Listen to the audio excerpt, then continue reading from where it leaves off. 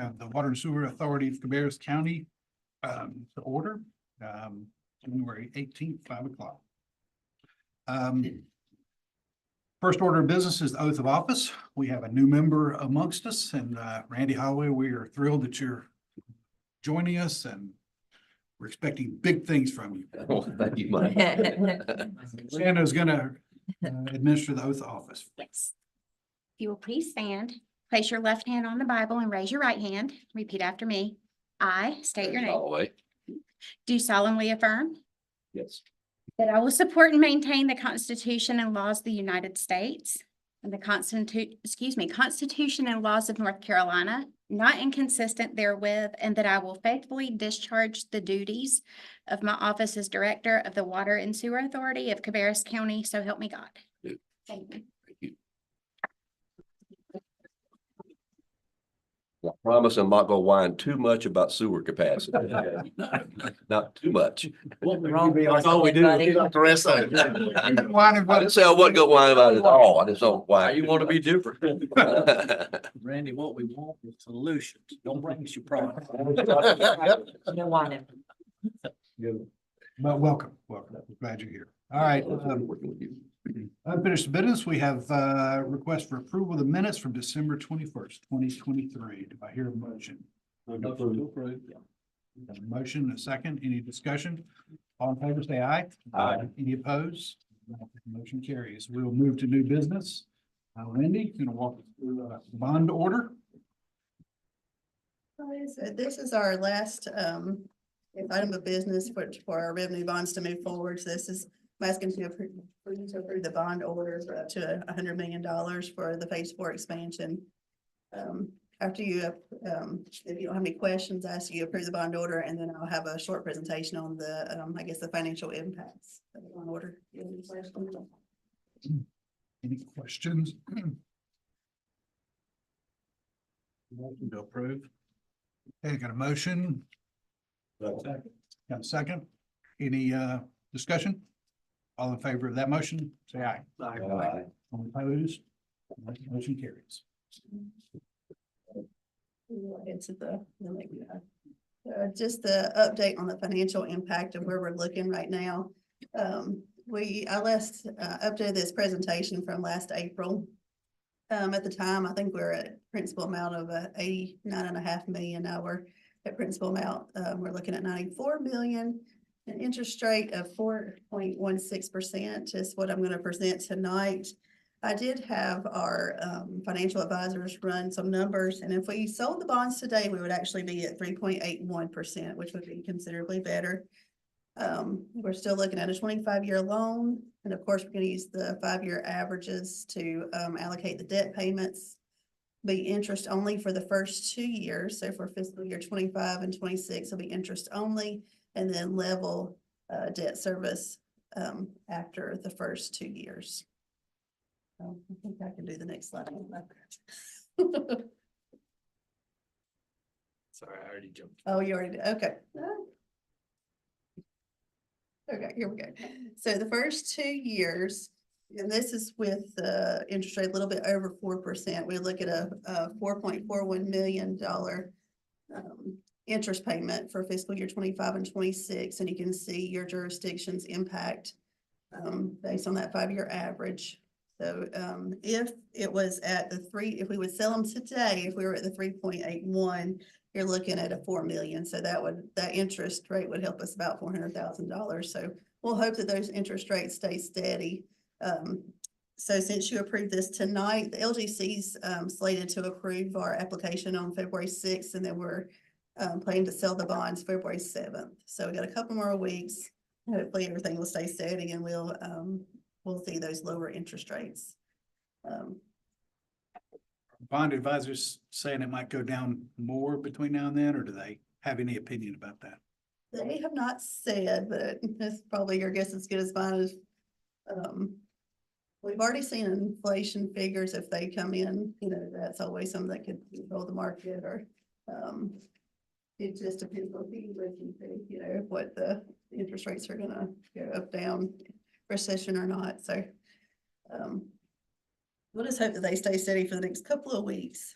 And then So for fiscal year 2027 and thereafter, with the higher interest rate of that 4.17, we're looking at $6.4 million after that. That's with principal and interest. You can see your jurisdiction's amount there based on the 5-year average.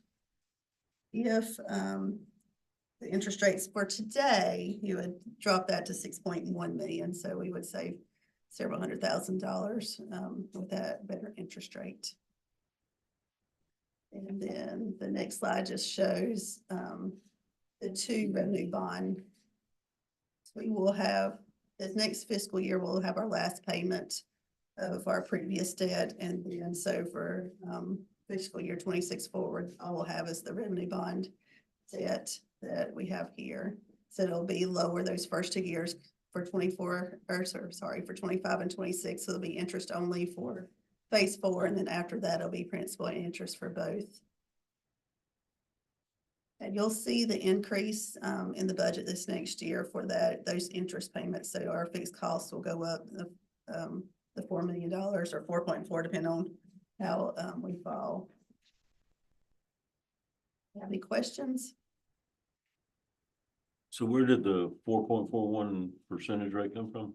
That's just our best guess. Well, the interest rate, if we were to sell them today, was at 3.8, and that'd be a $4 million interest Well, payment. really, the only reason I ask is because in the verbiage of the resolution, it says not to exceed 5.5.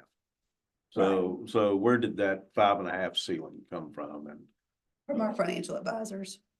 So we don't expect it to be more than that. I guess if it, worst case scenario, what happened, we would have to come back before you to get it approved again. We would have to cancel the bond sale if the rates went up.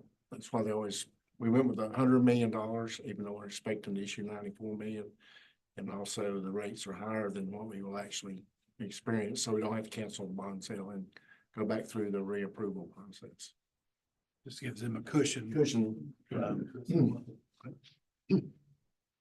Michael, we have not allocated or agreed upon the 2027 allocation percentages. That's correct, right? Well, we handled this. January.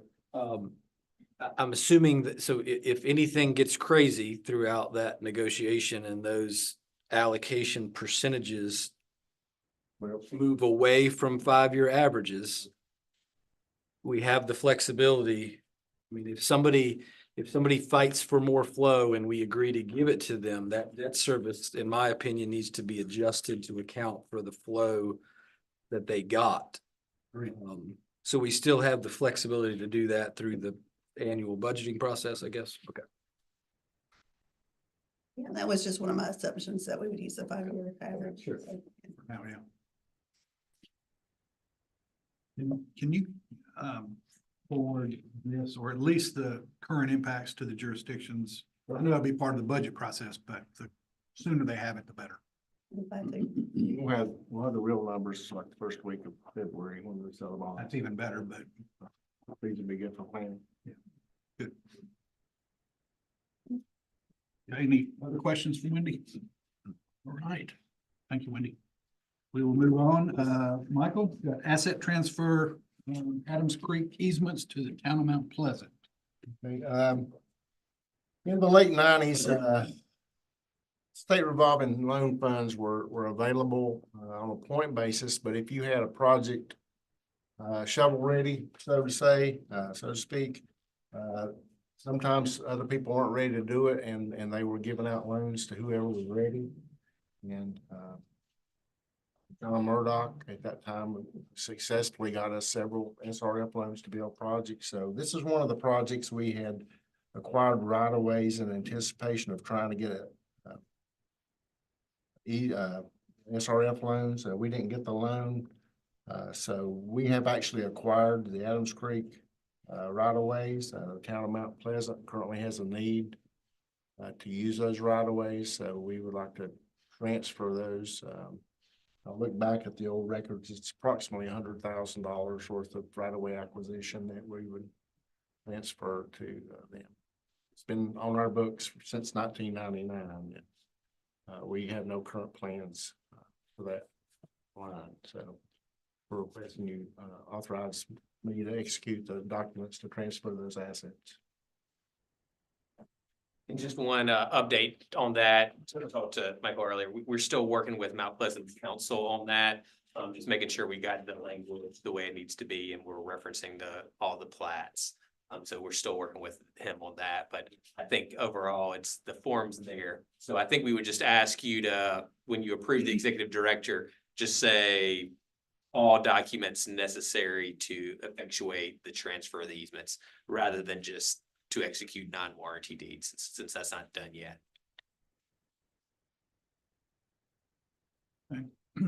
Any financial implications as a result of that transfer, Michael? We will just remove them off of our fixed asset listing, so that would be the only. But there's no real There's not- cost between. No. Okay. That's typically how we've handled it in the past, or has this ever been done in the past that it's a standard? I'm not aware of any. Nothing of any size. There may have been a one-off here or there, like a parcel or something. Is there are there any other easements like this? Or is this a one-off kind of thing that could follow the same kind of path in the future? I believe it is. I believe I don't believe we have anywhere else where we have easements for an entire interceptor type system that has been constructed. Or have no plans to be constructed? We have transferred assets between jurisdictions before without any compensation between the jurisdictions. We have a $6 million ARP grant that we plan to put that line in. So this was very helpful to keep that moving along. Well, looking at the maps out of the, that are attached, it just seems to me, it looks pretty long. Are we sure this is all the easement that you need to do the entire project? Richard, my town engineer, is looking at it right now, and at first glance, he feels like it is, but he's gonna dig down into it a little further, but we've all had surveying done. City Engineering's already been working on it, so everything appears to be in place, just needed to make the transfer of the actual easements. We hope to go to bid with it probably in June. Okay. Any other questions or comments? Move to approve the transfer of the easements to town of Mount Pleasant. Second. Got a motion second. Any discussion? All in favor say aye. Any opposed? All right, that motion carries. All right, Thomas, gonna walk us through the inflow and infiltration. I'm actually gonna jump in first. Okay. Real quick. Well, I gotta get my name out there I somehow. don't see your name up here. Well, we're looking here, and what Thomas is coming to present on is a pretty significant I&I study. A bigger study than WSACC has ever done, a more in-depth study than we've ever done to our system.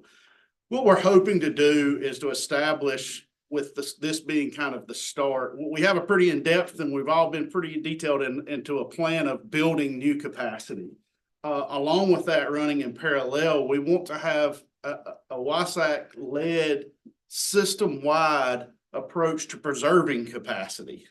From an I&I standpoint.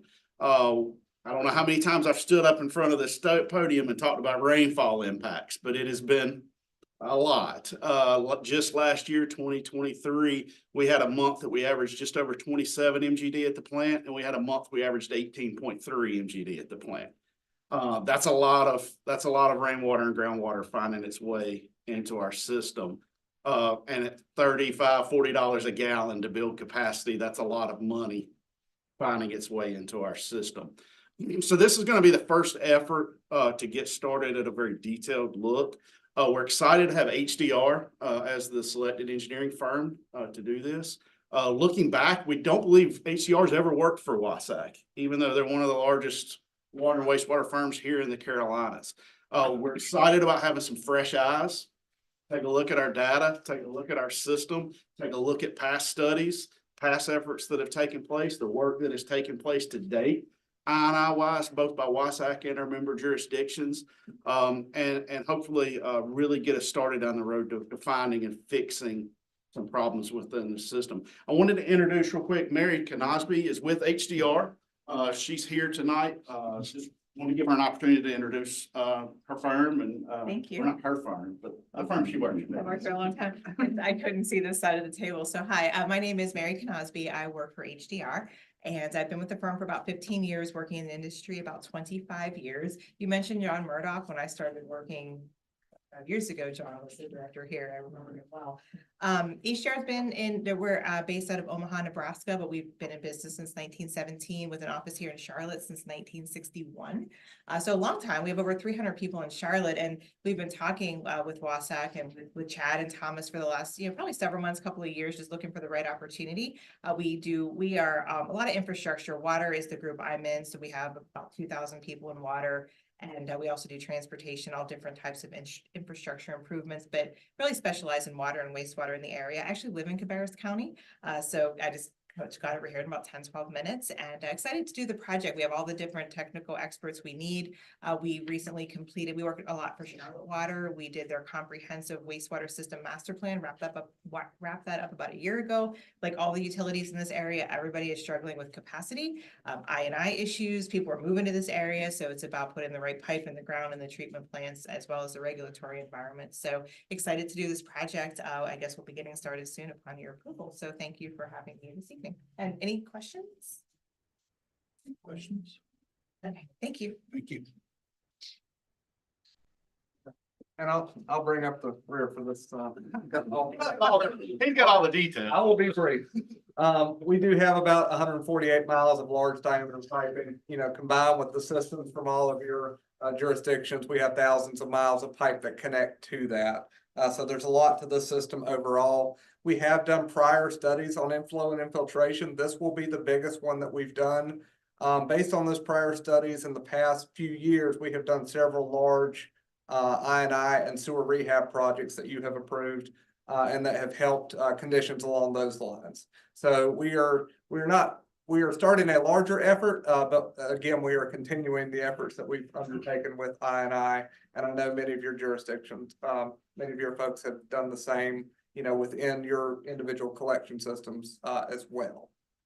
So this project, the results coming out of this project, just very briefly, we've got a lot of data, both from WSACC and from member jurisdictions. So there will, of course, be the analysis of the historical data.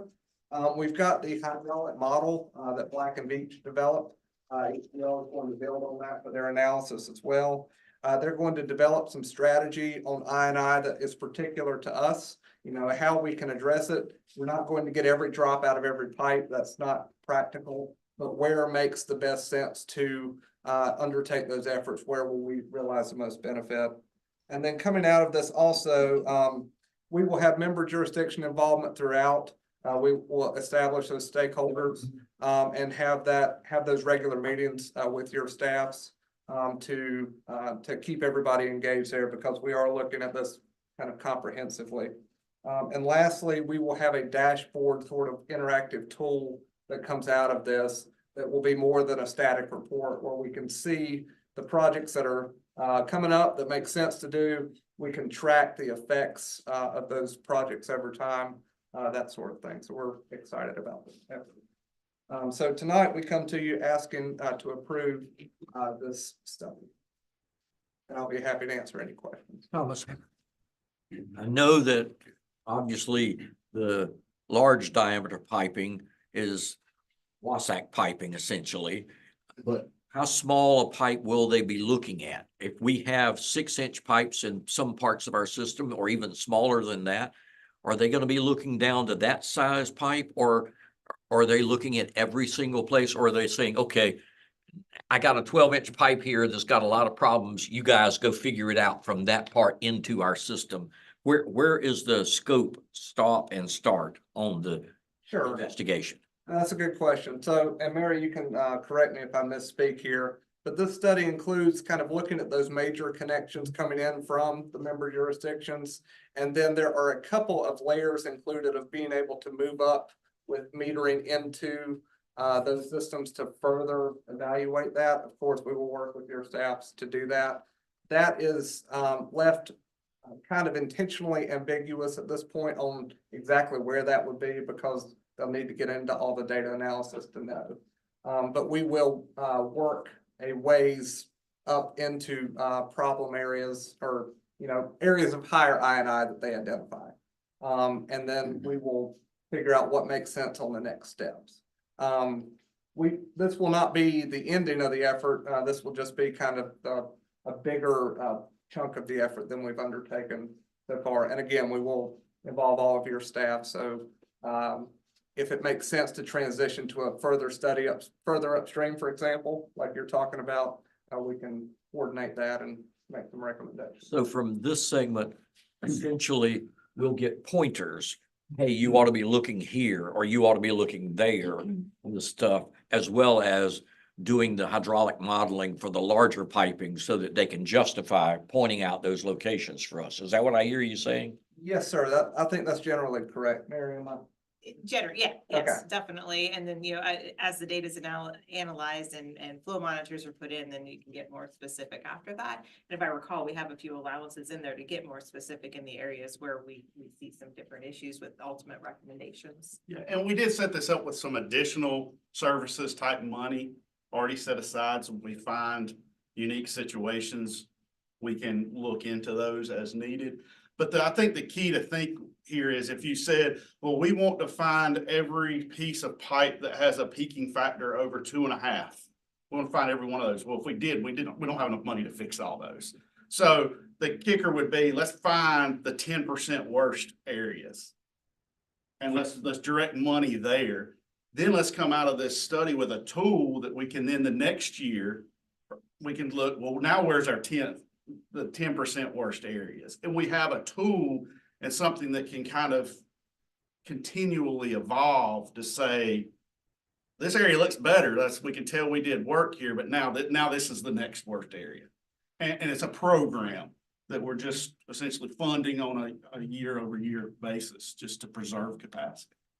And will they make any adjustments themselves, correct any of the problems, or are they pointing it to us? And we then make the decisions as to how the corrections are made, or if the corrections are made. Sure. So this is mainly to find the next 10%, to use Chad's analogy of points. We've identified some kind of low hanging fruits for the WSACC issues, WSACC areas that we could improve. We've tackled those based on past reports. So this is to find those next areas.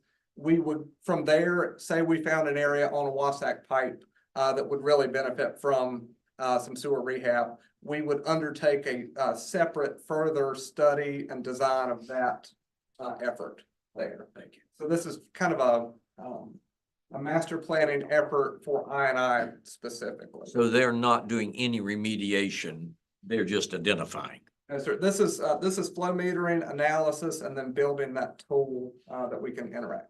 Okay, thank you. So will the tool have some sort of relationship between investing in I&I improvements and treatment capacity? I mean, I know it's a tough thing to do, but will it help us in decision making? And well, we don't need to expand there if we do this. It's where we put our money, and I think that's the most valuable if there's an easy way to do that. Sure, it is, as far as I&I goes, it can be a complicated process. It's hard to look at a line and say, we're going to have a 500,000 gallon a day benefit by doing this. It's hard to do that with certainty. We can look at what are the worst areas and where can we kind of protect that the best. And I think we are going to be weighing that against treatment capacity cost as we go through. We'll get project cost for these areas and be weighing that against treatment capacity cost. And I think it'll be a tool that we can use in conjunction with our CIP that's coming out of the master plan. There's several projects that are identified in the master plan CIP that really don't necessarily make sense to us growth wise. It's more driven from like Upper Afton as an example that's on there. It's about a $20 million project.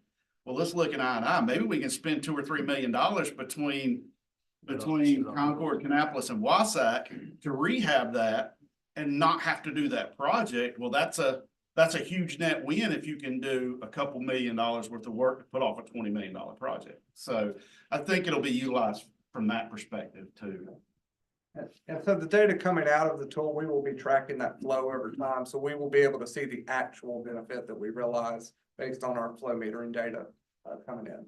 And the combination of dashboards from this effort and from the Black and Beach. In a perfect world, we'd say the 94 million we just talked about, if we put that all on I, how much capacity does that give us at the plant? You want to answer that? If you can do that, I'll pay double. Not that easy. But there is an offset. There obviously, Yeah, there- that's what we're trying to make sure that we're not solely building capacity while ignoring capacity that's being eroded by leaks in the pipe that could be fixed. It makes sense to be fixed. There may be gallons that cost $100 a gallon to get out of the pipe. Well, those may not make sense, but there's probably gallons out there that can be $20 a gallon, we can get them out of the pipe. Those make sense, you know, and it's finding that and trying to be smart and have a thought out process. I assume some fixes are cheaper than others too. Correct, yeah, correct. Right, some pipes are shallow, they're smaller pipes, whatever the case, different materials. Some pipes are really deep and, and hard to get to areas, so we'll be weighing all of that. Thomas, you may have said this, but timeline on completion of the project? Thank you. That, I did not say that. So our target is, bringing it to you this evening, and the target is to finish by the end of this year, with the overall project. Having everything kind of wrapped up and documented then. That's not to say if we find something big along the way that makes sense to further explore with that design effort, then, we could certainly do those two in parallel from there on. Other questions? Okay, hearing none, do I hear a motion to approve the award of the engineering study to HDR? So moved. Second. Motion a second, any discussion? All in favor say aye. Aye. Opposed? Right, that motion carries. Let's get to work. Michael, we need a capital ordinance. Sure, that's correct. Anything you want to add to that? As Thomas mentioned, we've been doing I work over the past several years, and what we've done is actually budget money. We really don't always know how much it's going to be until they get in there and start working. So we kind of include a lot of contingency as they start the work, and as we close them out, we move them to that amount to the next project.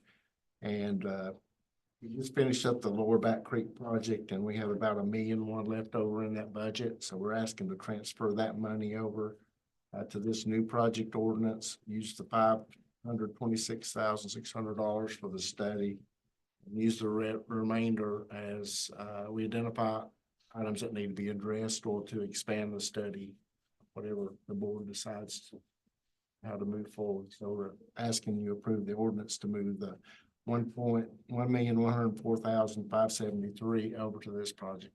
So moved, Mr. Chairman. Second. A motion a second, any discussion on this capital project ordinance? All in favor say aye. Aye. Any opposed? All right, Thomas, give us a treatment plan update. Or Chad gonna do this? My share of them. Just one of us for this one. So, Mr. Chairman, members of the board, as we normally do, coming to you with an update on the plant expansion progress. So things that have been completed in the last month, wire pulling and electrical equipment installation at the blower building. We keep repeating this one. It's a major job, a major task. So it is ongoing. It's going pretty well. Continued working on air piping at the blower building. So getting ready for the installation of the blowers themselves. They have completed wall pours for gravity thickener number 4. So both gravity thickeners, the major wall pours, have been completed. They've continued installing instrumentation and interior piping at aeration basin 6. That's our new biological treatment basin. They've continued installing this 42-inch line to the EQ influent meter vault. We've got a 45-year-old plant. There are lots of buried utilities and things to cross out there. So we are nearing the end of that and happy to be at that place. They have poured the top for box number 8 near the effluent, and they have continued to work with some speed bumps on sourcing electrical equipment. and all equipment really, for phase 3 and the electrical upgrades effort. So a few pictures like normal. Here is the NEF and EQ basin. Backfill continues there. They are working on some duct bank out in front, so that's where you can see the stockpiles of soil there as they're running their duct banks, getting ready for blowers and electrical equipment there. This is looking down from the top of the EQ basin. You can see on the left some of the diffusers down inside the inner ring that will do the treatment for our side stream and allow us to run in parallel and achieve some more capacity here. Aeration basin number 6, we've seen a picture similar to the one on the left for a while now. It's hard to see kind of the major progress because these instruments and other things are smaller things that are going in, but very important to the aeration basin working.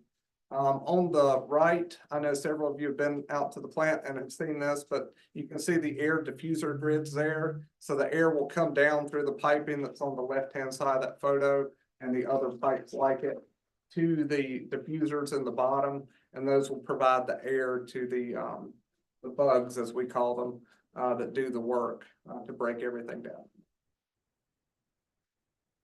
The blower building is still under construction, as we talked about. Lot going on inside the blower building.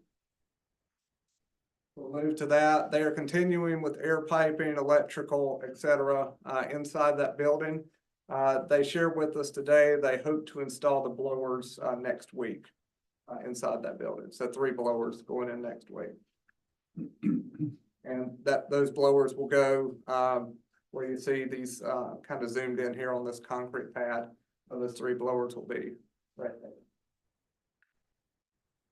Gravity thickener is kind of a progress picture for the 2 of those. In December, I believe that's gravity thickener number 3. In the December picture, as of January, the major wall pours are completed for both, and they have excavated for the thickened sludge pump station that will go along with those. Box number 8, this is the strange little box outside the fence, being raised, as we talked about last month a little bit, because the floodplain has come up on the FEMA maps. So this is raised to account for the higher floodplain, and it is also, it will get a bridge out to it. There'll be a walkway, nothing fancy, just a walkway out to it, so we can access it because we do take samples there. Flume 103, this will be our new effluent flow measurement. They have done some instrumentation and computer sort of work around this to get ready to measure the flows there. And in the coming months, they will be tying in the structure, so we'll actually be routing flow through this. So as far as work plan for the next month, they will continue installing instrumentation and pulling wire aeration basin 6. Start forming some blower pads and laying out electrical building at the equalization basin. Continuing installing those diffusers in the NEF tank out at the equalization basin and backfill around the EQ basin as well. They will continue wire pulling, and they plan to install the blowers, as I said, in the blower building. Installing instruments and pulling wire at the EQ influent meter vault, and hopefully complete installation of that 42-inch line across to the EQ influent meter vault. Continue remaining concrete work, kind of some miscellaneous things for the gravity thickeners. Performing a leak test on gravity thickener number 3. Continuing that work at box 8, getting the bridge out to it and those sorts of things. And then buried piping installation between new and existing facilities is ongoing. So I'll be happy to take any questions you might have. Any questions? So as far as the electrical upgrade goes, Thomas, I know we're still working on completing that portion of the project. Yes, sir. Is that gonna dovetail in with wiring all these big new blowers and? Yes, so for the new facilities to come online, the electrical upgrades portion of the project that corresponds to that new facility will need to be online just ahead of it. So right now, for example, at the blower building, they will get all of the medium voltage equipment that feeds to the new blower building operational And then they can, work on startup for the electrical equipment inside the blower building. And so we'll have those little mini startups happening kind of throughout the plant at different times.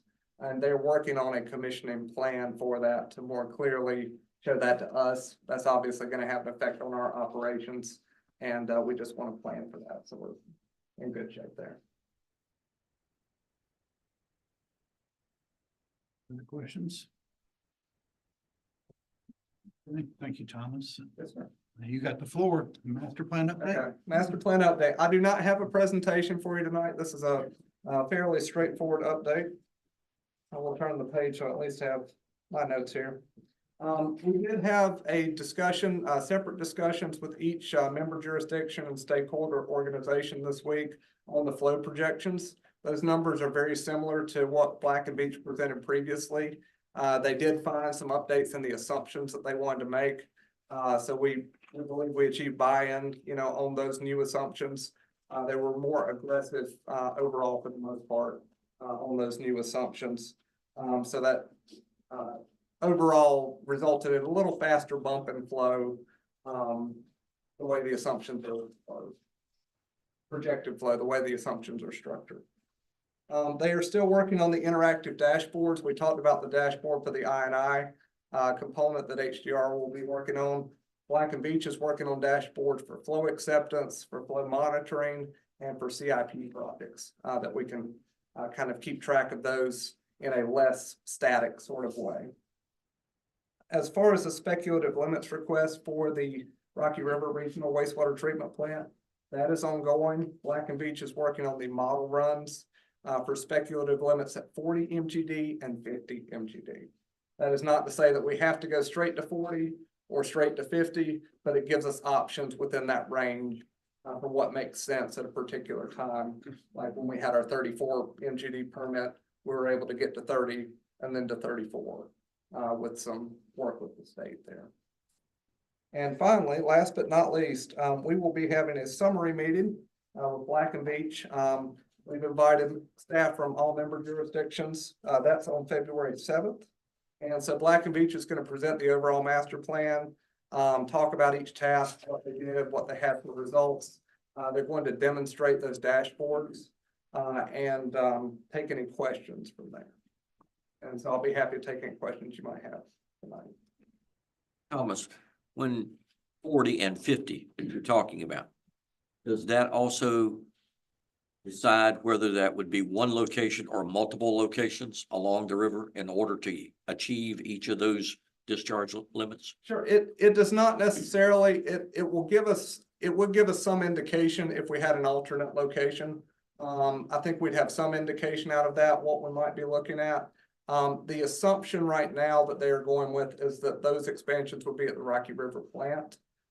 As we get into this wastewater treatment facilities PER, that is a separate facilities plan and PER that's a separate effort. That will have more detail on kind of fleshing that out. Okay, thank you. Yes, sir. Any other questions? Okay, thank you, Thomas. Yes, sir. All right, we will open up the floor for public comment. If there's anybody that'd like to address an issue with the board. Okay, hearing none, we will move on. We have a closed session. William, I think we're going to add A3 attorney-client privilege. Is that? That's right. Okay. So do I hear a motion to go into closed session under GF 143, 318, 11, A1 and A3? I got a motion. Second, any discussion? All in favor, say aye. Aye. Opposed?